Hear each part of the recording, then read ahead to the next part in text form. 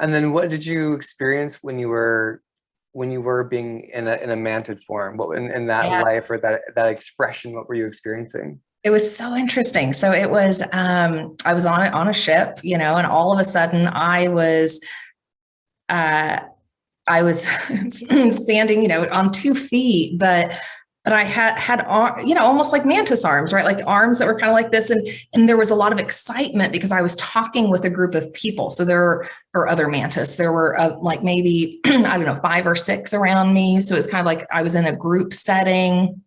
It was almost like I was coming back from being somewhere. So we were like reuniting. It was like this kind of sense of excitement, like, oh, we're all together and we have so much to talk about. It was that kind of like sensation.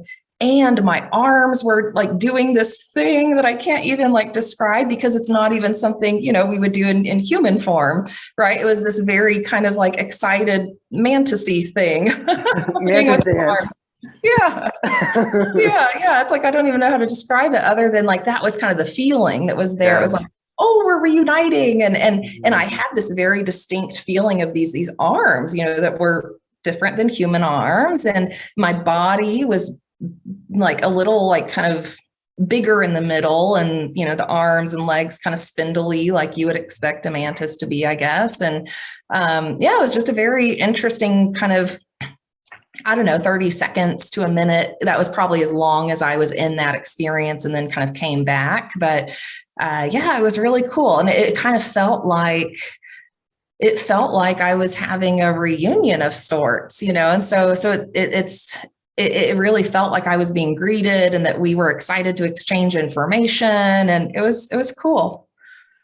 Can I tell you can I give you my impression of that? Yes. Because it almost feels like at the end of this life cycle, you go back up and in your mantis form, it's like, oh, the mission's done. And it feels like a download of this life cycle. And I think you're right.